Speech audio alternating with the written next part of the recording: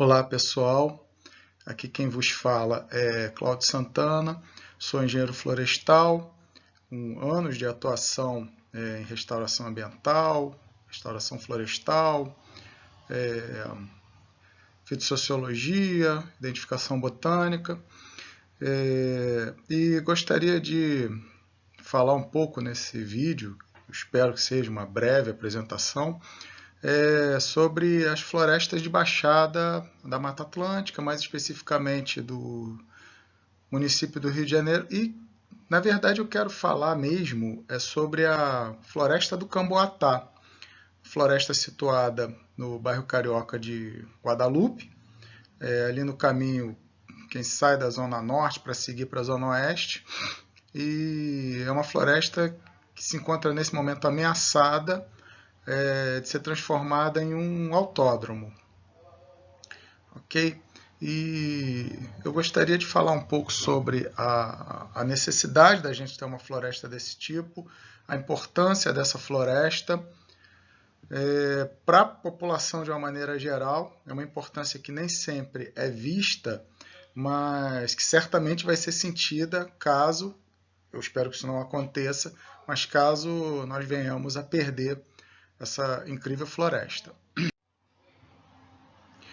Então, a floresta do Camboatá, ela está inserida num contexto muito mais amplo, que é o contexto da Mata Atlântica. A Mata Atlântica é uma das duas grandes formações, né? Uma das duas formações florestais brasileiras, a outra é a formação florestal amazônica, o bioma amazônico. O outro bioma florestal é a Mata Atlântica, que é a mata mais próxima ao litoral, a gente vai falar disso daqui a pouco. Originalmente se estende do Rio Grande do Norte ao Rio Grande do Sul, se interiorizando em vários pontos, fazendo contato com outros ecossistemas brasileiros, com outros biomas brasileiros.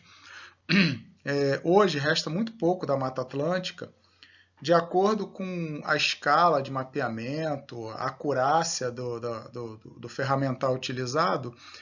A gente vai encontrar números variados, indo de 9% a uma coisa em torno de 20% no Brasil. De fato, eu costumo utilizar os números do Atlas, atualizado anualmente pela SOS Mata Atlântica, em conjunto com o INPE, e que fala em 12,5% aproximadamente, que com o acréscimo de formações pioneiras, manguezais e restingas, que estão intimamente associados à Mata Atlântica, chega em torno de 15%. Essa floresta está espalhada, segundo regras, né, determinação oficial, segundo a lei da Mata Atlântica, vamos falar daqui a pouco, 17 estados brasileiros, mais de 3.000 municípios, as 3 grandes regiões metropolitanas do Brasil estão na Mata Atlântica, 70% da população brasileira e 80% do PIB brasileiro. E essa floresta, mesmo tão reduzida em tamanho em relação à sua área original, possui mais de 15.000 espécies de plantas, mais de 2.000 espécies de vertebrados, uma quantidade infindável, incontável de invertebrados, insetos, anelídeos e outros animais muito importantes. Mais da metade das espécies ameaçadas de fauna no Brasil estão na Mata Atlântica. A Mata Atlântica é um dos hotspots mundiais, um dos locais de alta diversidade do mundo, sendo que a maior riqueza de espécies árvores, em estudos de 1 hectare em todo o mundo, está justamente na Mata Atlântica. São 454 espécies arbóreas, um estudo realizado no sul da Bahia. A Mata Atlântica ela é considerada pela Unesco uma das reservas da biosfera do mundo.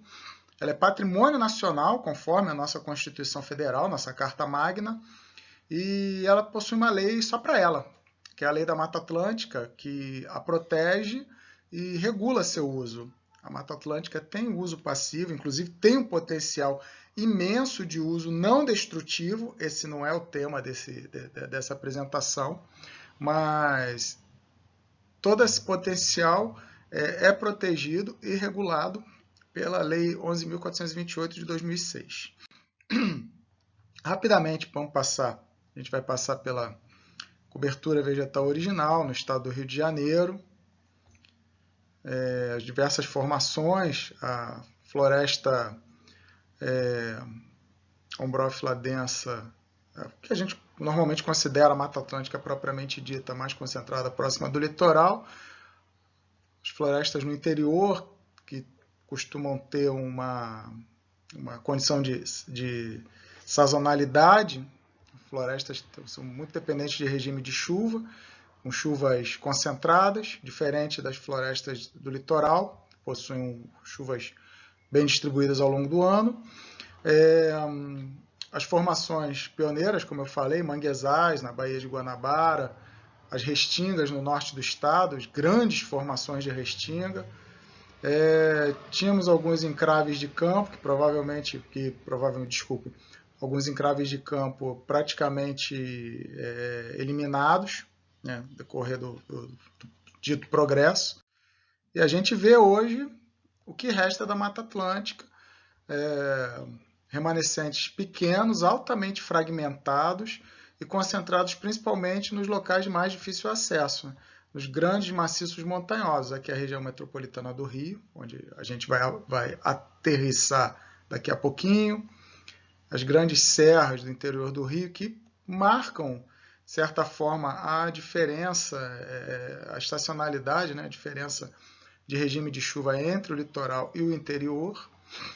O que temos ainda de remanescente de restinga, ainda significativo, porém bastante degradado, no norte do estado, os manguezais da Baía de Guanabara praticamente extintos. E, descendo a cidade do Rio de Janeiro, não liguem para a idade do mapa, isso tem o simples objetivo de dar uma noção para vocês da distribuição da vegetação na cidade do Rio de Janeiro, que é o que me interessa falar nesse momento. A cidade do Rio de Janeiro tem 3 grandes remanescentes, associados a seus 3 grandes maciços montanhosos: Tijuca, área primeiramente ocupada, no período de colonização, no século XVI; Pedra Branca, o maior maciço da cidade, quase 3 vezes o tamanho do maciço da Tijuca; e Mendanha, que no caso dessa figura, dessa representação, a gente vê apenas a vertente voltada para a cidade do Rio de Janeiro. O Mendanha tem uma área bem maior, voltada para outros municípios, como Nova Iguaçu e Mesquita, e Nilópolis. A Mata Atlântica está distribuída em diversos ambientes: ambiente de encosta, ambiente de baixada, que é o ambiente que vai nos interessar, as restingas e manguezais, e são florestas que vão variar na sua estrutura, na sua composição de espécies, com altitude, latitude, vertente, pluviosidade, temperatura, solos, formato do terreno, uso anterior do solo, uso atual. Isso vai condicionar as diferentes tipologias que nós encontramos: floresta ombrófila densa, floresta ombrófila mista, que no caso não tem no Rio de Janeiro. A gente até tem alguma coisa esparsa, né? Alguma coisa de araucária, talvez, em áreas de grande altitude, mas isso não é significativo aqui no Rio. Floresta estacional semidecidual, que são as grandes florestas do interior. Floresta ombrófila densa são as grandes florestas do litoral. Floresta estacional decidual, com pequenos remanescentes no norte e noroeste do estado, florestas secas. Floresta estacional decidual mais famosa é a Mata do Carvão, lá em Campos dos Goitacazes. Só a Mata do Carvão, ou o que sobrou dela, merece um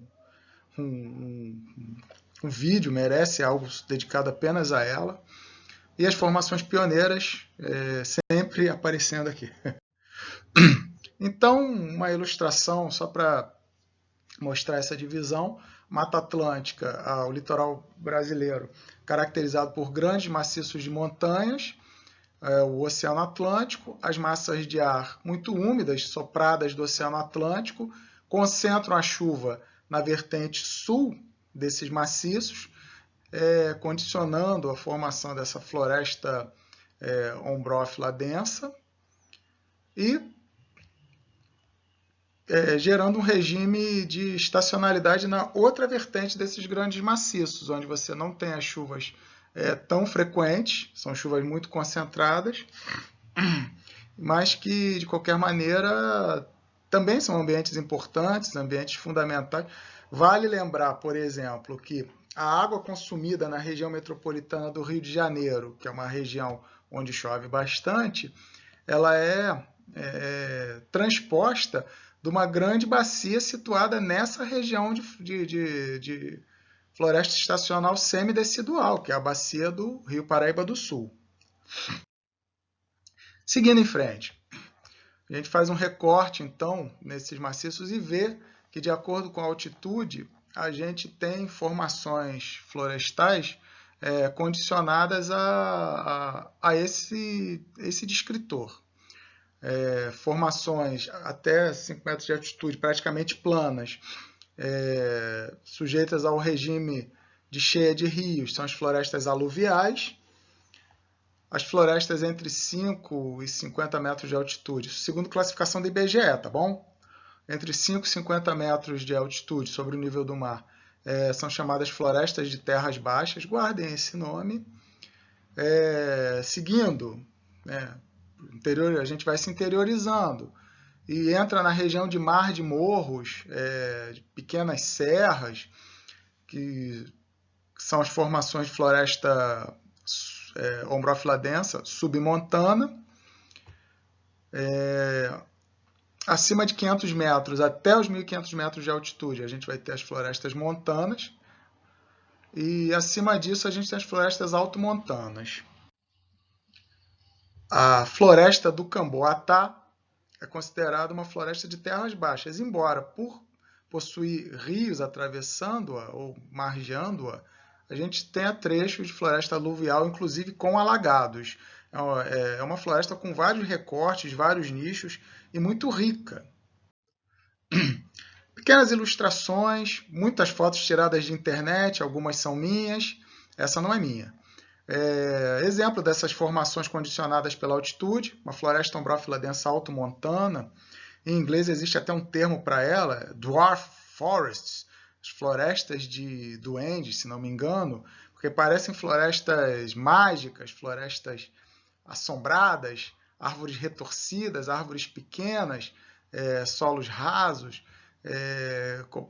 normalmente envoltas por névoa, por nuvens, as árvores cobertas por outros vegetais, por musgos, por líquens. É um ambiente de encanto, parece um filme de fadas, uma coisa desse tipo. Descendo o morro, agora a gente subiu o morro, estamos descendo o morro. As florestas ombrófilas densas montanas, típicas de alto de montanha. Essa foto é minha. É uma floresta até um pouco sem vergonha, uma floresta secundária, não é o ápice de uma floresta montana, mas a gente consegue ver alguns elementos que são característicos dessas florestas. As tibuquinas, as quaresmeiras, as canelas, os palmitos que estão presentes muito fortemente nessa Mata Atlântica, nessa floresta ombrófila densa, em todos os seus níveis altitudinais. Mas principalmente próximas a cursos d'água, como a gente observa aqui. Descendo mais um pouco, a floresta ombrófila densa submontana, aquele grande e belo anfiteatro da Praia de Grumari, na cidade do Rio. Outro exemplo, a gente se aproximando dessas florestas submontanas, isso é Guapimirim, Magé, um exemplo de uma região do tal mar de morros que eu citei. E chegamos à Mata do Camboatá, uma foto retirada da internet, da página do movimento SOS Floresta do Camboatá. A típica floresta de terras baixas, com um subbosque não tão denso, até um pouco aberto do céu. E chegamos às florestas aluviais. Itaguaí, próximo já a Coroa Grande, seu rio Cação, que são as florestas de margem de rio, com regime de inundação periódica, muitas espécies adaptadas a esse regime de inundação, como as carrapetas, por exemplo. Mas vamos voltar. O que são essas florestas de baixada? O que a gente está chamando de florestas de baixada são essas formações de terras baixas, entre altitude de 5 e 50 metros. Tem inundações periódicas, mas não é um regime tão frequente quanto as florestas aluviais, por exemplo, subbosque aberto em relação à encosta. Normalmente tem menor densidade de árvores em relação a florestas de encosta, já que as florestas de baixada costumam ter uma certa seletividade ambiental por conta da maior umidade e oferece uma possibilidade menor de uma diversidade menor de nichos em relação a florestas de encosta. Isso não diminui a importância dessas florestas, é só uma característica. Até porque essas florestas têm espécies, gêneros muito associados a elas que não vão ocorrer em nenhum outro lugar. Tem alguns gêneros típicos, as figueiras, a alchórnia, né? Os tapiais, Randroanthus, que é o gênero botânico dos ipês, tapirira, mais especificamente a espécie tapirira goianensis, e são florestas que, pela sua localização, estão muito sujeitas à exploração humana. Aqui só alguns estudos feitos em florestas de baixada, mostrando densidade, famílias, e, bom, esses estudos foram feitos em florestas com graus variados de perturbação, de intervenção humana.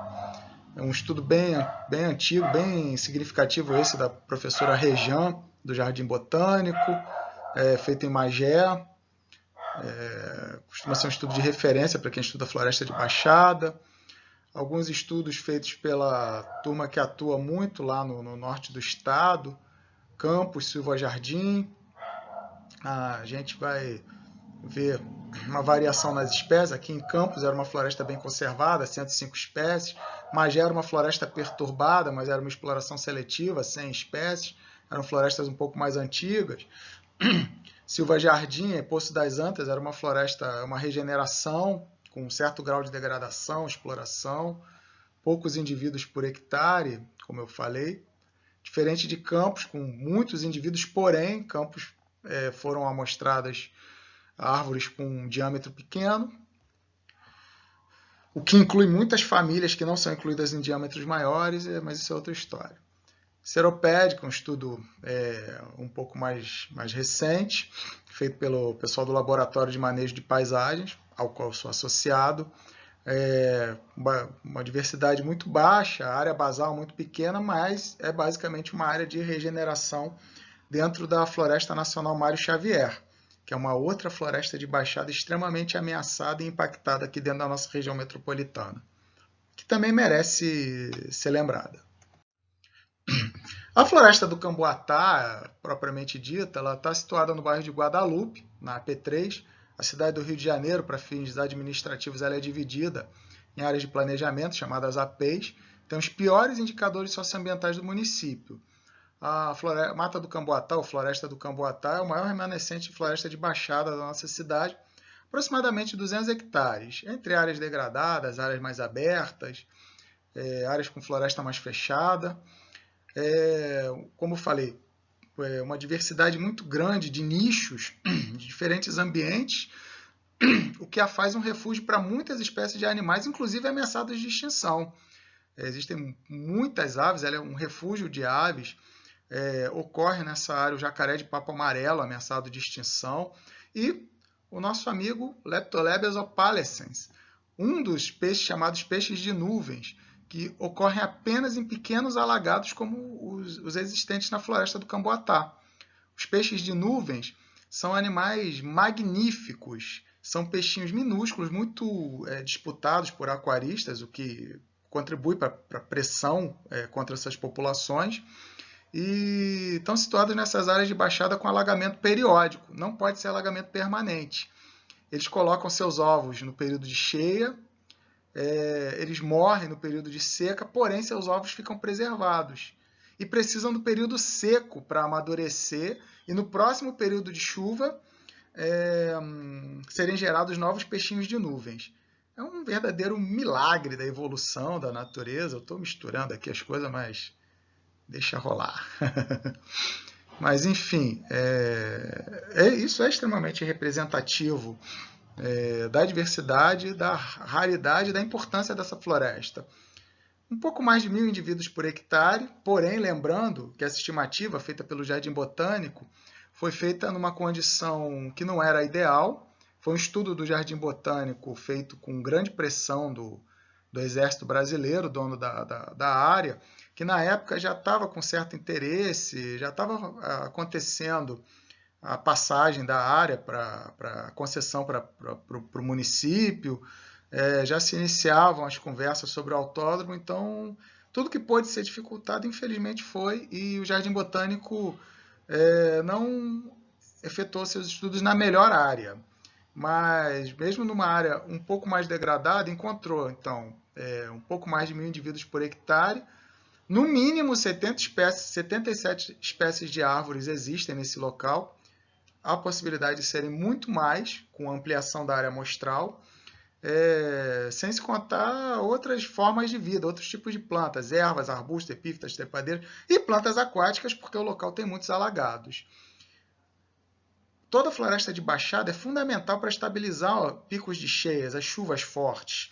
Funciona como um grande reservatório, mais do que uma grande bacia, uma grande esponja.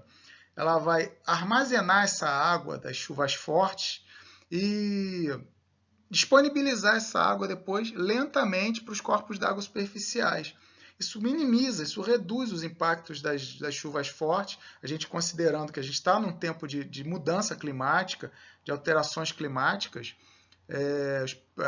os fenômenos, os eventos climáticos extremos, como as chuvas fortes, são cada vez mais frequentes, e essas florestas, então, se mostram cada vez mais importantes na nossa região metropolitana.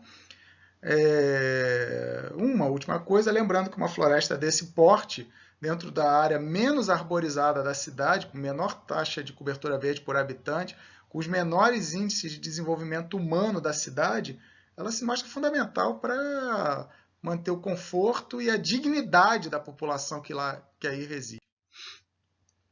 E o que é Camboatá? Só uma curiosidade, né? A Mata do Camboatá está inserida num recorte espacial e temporal que ela estava dentro da área original da aldeia Tupinambá de Sapopemba. É uma aldeia descrita primeiramente por um francês, pelo Jean de Lery, que participou da implantação da colônia da França Antártica no Rio de Janeiro. E dentro do livro que ele escreve sobre isso, Viagem à Terra do Brasil, tem um capítulo que é o colóquio, onde ele estabelece um diálogo, provavelmente fictício, com um índio, e ele cita as aldeias ao redor da Baía de Guanabara. E essa é uma das aldeias que ele cita, que é a aldeia Sapopemba. E o nome Sapopemba vem do tupi sapopem, eu não sei falar tupi, que é a raiz tabular, que são as grandes raízes de figueiras e outras árvores grandes, e que estão muito associadas justamente a isso, a essas formações de baixada, muitas vezes precisando de estabilidade em solos não tão estáveis. Não por acaso figueiras são árvores bem visíveis, muito emergentes na Mata do Camboatá.